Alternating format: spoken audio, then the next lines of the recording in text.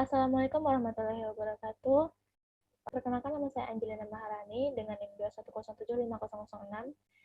Saya di sini izin mempresentasikan PowerPoint materi kita pada pertemuan kali ini, yaitu tentang administrasi dan supervisi pendidikan. Dengan dosen pembina Bapak Dr. Hadianto MED dan Ibu Lutfiani MPD. Yang pertama kita akan membahas administrasi kurikulum. Administrasi kurikulum merupakan seluruh proses kegiatan yang direncanakan dan diusahakan secara sengaja dan bersungguh-sungguh, serta pembinaan secara kontinu terhadap situasi belajar mengajar secara efektif dan efisien demi membantu tercapainya tujuan pendidikan yang telah ditetapkan. Jadi dapat disimpulkan di sini bahwa kurikulum pendidikan penting adanya dalam dunia pendidikan.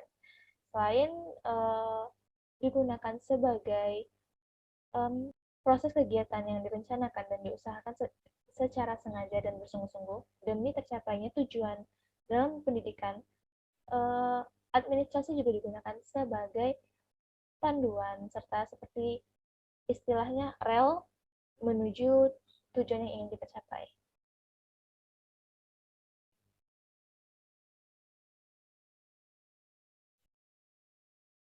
Selanjutnya, Dr.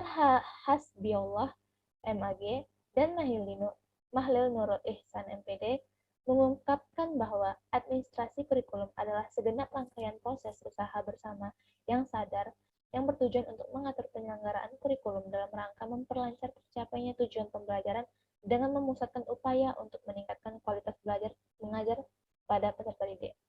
Jadi seperti yang telah dijelaskan sebelumnya, administrasi kurikulum ini tidak hanya menjadi program yang harus dijalankan, tetapi menjadi rel tempat pendidikan tersebut bisa dilaksanakan secara kontinu dan terstruktur pastinya. Kurikulum di Indonesia selalu mengalami perubahan. Kurikulum-kurikulum tersebut biasanya berubah seiring dengan bergantinya menteri-menteri pendidikan. Seperti yang terbaru, pada tahun 2022 ini, pada bulan Februari, kurikulum tahun 2013 baru saja diganti dengan kurikulum Merdeka, yang seperti kita ketahui banyak memiliki dampak positifnya. Selanjutnya, tujuan. Administrasi pendidikan bertujuan bagi peserta didik, yaitu sebagai sarana untuk mengukur kemampuan diri dan konsumsi pendidikan. Hal ini berkaitan juga dengan pengajaran target-target yang membuat peserta didik dapat mudah memahami berbagai materi ataupun pelaksanaan proses pembelajaran setiap harinya dengan mudah. Nah, jadi kurikulum ini juga mengarahkan proses belajar mengajar kita di kelas. Ada sistem-sistem tertentu yang harus diikuti oleh murid, dan contohnya sistem penilaian yang juga harus diikuti oleh para guru. Hal ini bertujuan untuk mengetahui kemampuan diri serta konsumsi pendidikan yang sedang berlangsung, agar nantinya bisa dilakukan evaluasi terlebih lanjut, baik itu demi merevisi kurikulum yang ada ataupun menggantinya dengan kurikulum yang baru.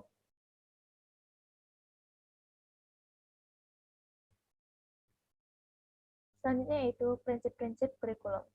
Prinsip-prinsip kurikulumnya itu ada 5. Prinsip-prinsip kurikulum ada 5. Yang pertama itu prinsip relevansi, prinsip fleksibilitas, prinsip kontinuitas, prinsip efisiensi, serta prinsip efektivitas. Baik, mari kita akan membahas prinsip-prinsip ini lebih lanjut.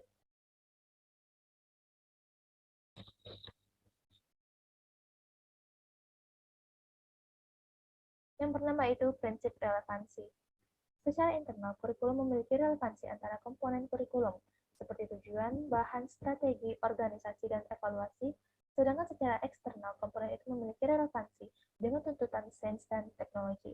Jadi, relevansi merupakan hubungan antara beberapa unsur yang memiliki dampak, baik itu positif maupun negatif, yang membentuk sebuah relevansi relevan.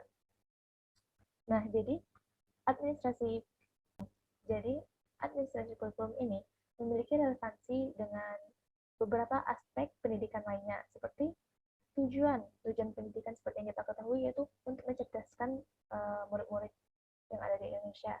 Jadi, kurikulum harus dibuat dengan memperhatikan tujuan dari pendidikan itu tersendiri. Selanjutnya itu bahan, strategi pembelajaran, organisasi, dan evaluasi.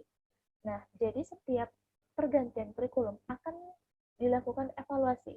Itu kita akan melihat kekurangan dari kurikulum sebelumnya dan melakukan evaluasi atau penilaian, um, memandang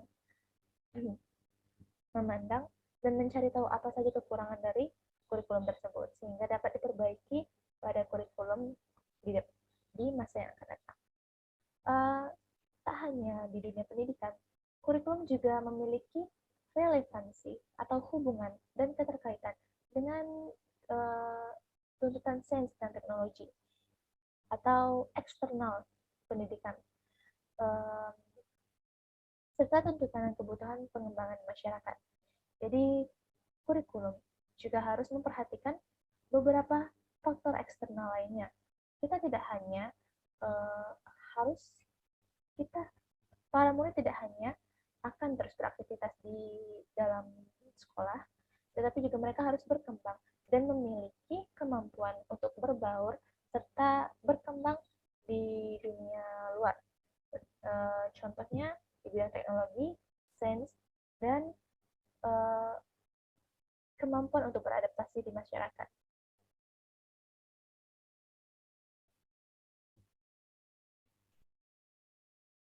Yang kedua itu prinsip fleksibilitas. Dan prinsip fleksibilitas ini dimaksudkan bahwa kurikulum harus memiliki fleksibilitas. Kurikulum yang baik adalah kurikulum yang berisi hal-hal yang solid, tetapi dalam implementasinya dimungkinkan untuk menyesuaikan berdasarkan kondisi regional. Jadi seperti yang kita ketahui, fleksibel, itu artinya dapat digunakan kapanpun dan dimanapun. Dapat digunakan kapanpun dan dimanapun dan mengikuti perkembangan zaman. Jadi, kurikulum tidak boleh hanya melalui pandangan dalam satu aspek saja. Kita harus memperhatikan dan memikirkan apa yang akan terjadi di masa mendatang. Jadi, prinsip-prinsip dalam kurikulum harus mampu untuk menyesuaikan dengan keadaan di masa depan.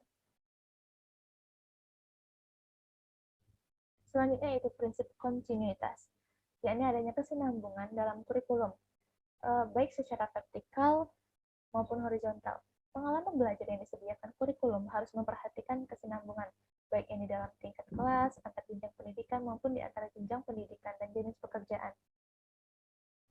Nah, makna kontinuitas di sini adalah berhubungan adanya nilai keterkaitan antara kurikulum dari berbagai tingkat pendidikan.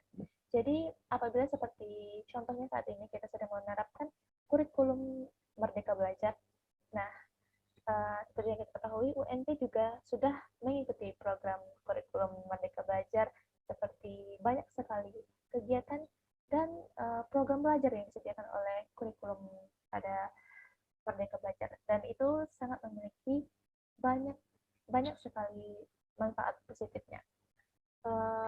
Para murid dan mahasiswa bisa merasakan perubahan kurikulum pada saat ini.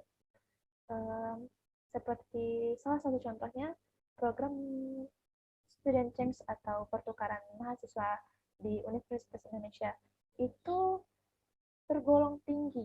Jadi, mahasiswa dapat memiliki kesempatan yang besar untuk menikmati belajar di lingkungan yang baru. Serta di jenjang SMA mereka sudah dapat memilih mata pelajaran yang ingin difokuskan. Nah, dan itu sudah terasa pada saat ini.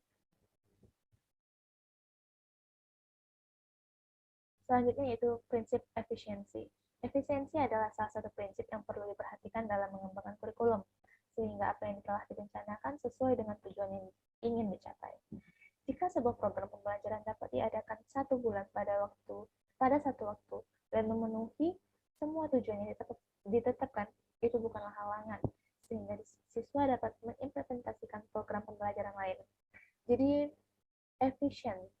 Program harus selalu dijalankan dengan efisien untuk mendapatkan tujuan yang terbaik.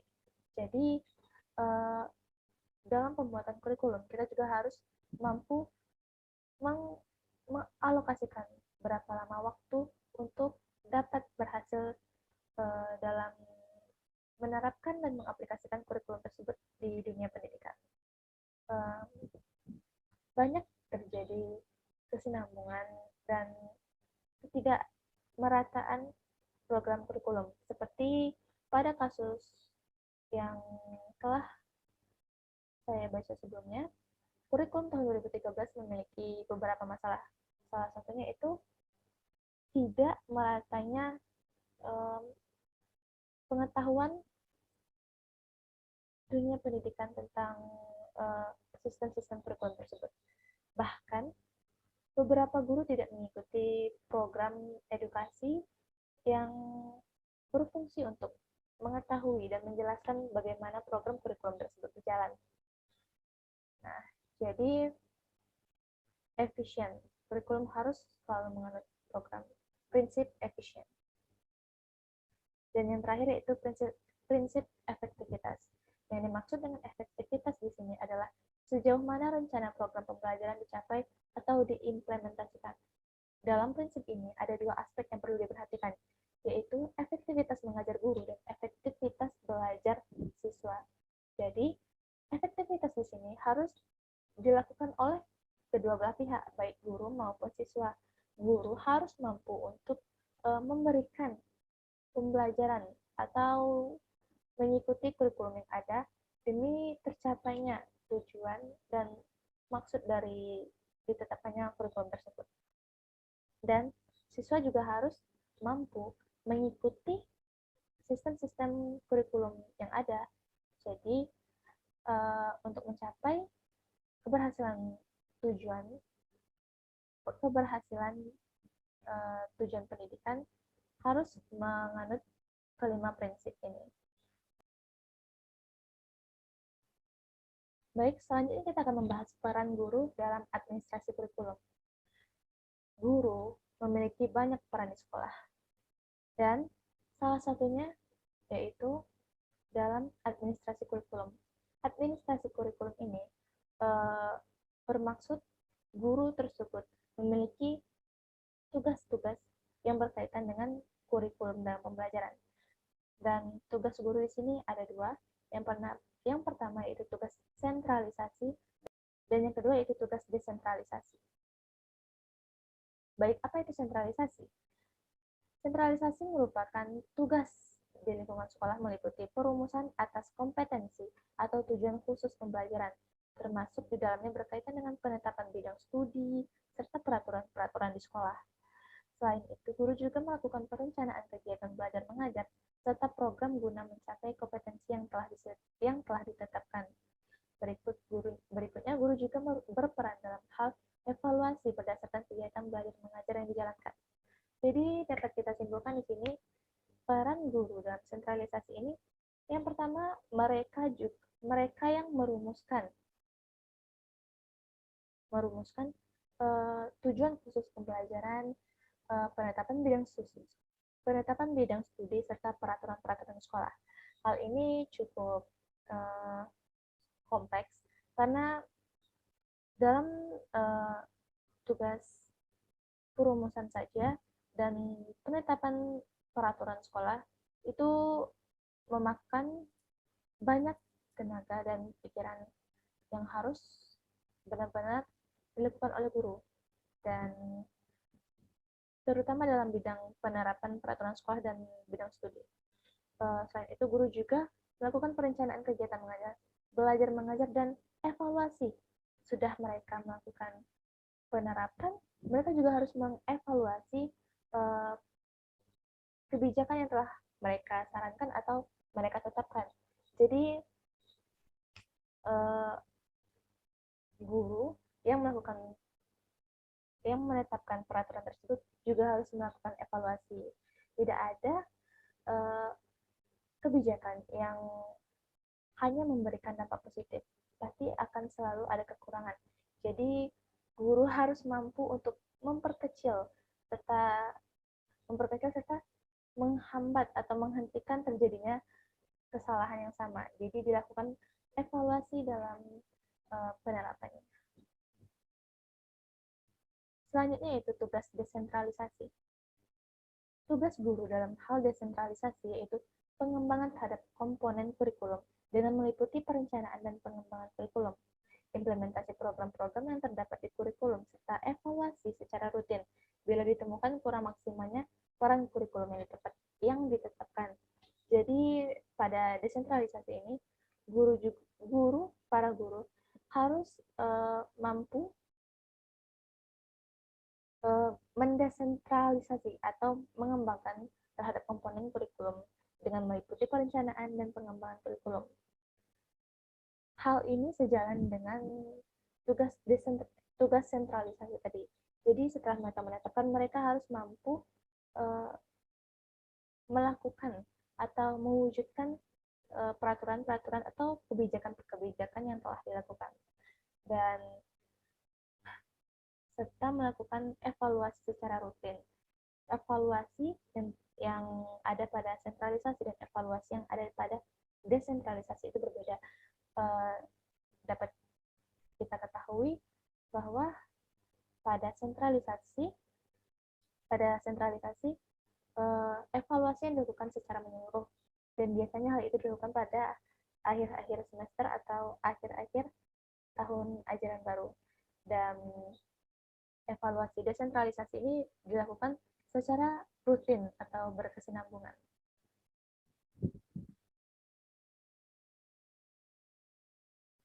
Baiklah, sekian pemaparan materi yang dapat saya sampaikan. Sebelumnya saya izin memberikan kesimpulan terkait materi kali ini. Pendidikan di Indonesia memang belum mencapai kata sempurna. Harus ada effort atau usaha yang harus kita lakukan. Dan untuk mencapai tujuan besar, khususnya dalam bidang pendidikan, diperlukan banyak sekali. Diperlukan seluruh seperti murid, guru, orang tua, ataupun masyarakat untuk mencapai tujuan tersebut. Jadi, sebagai siswa, kita harus rajin dalam belajar. Kita harus mampu untuk merubah dan meraih kita sebagai murid harus mampu untuk berubah dan meraih cita-cita. Selanjutnya untuk guru,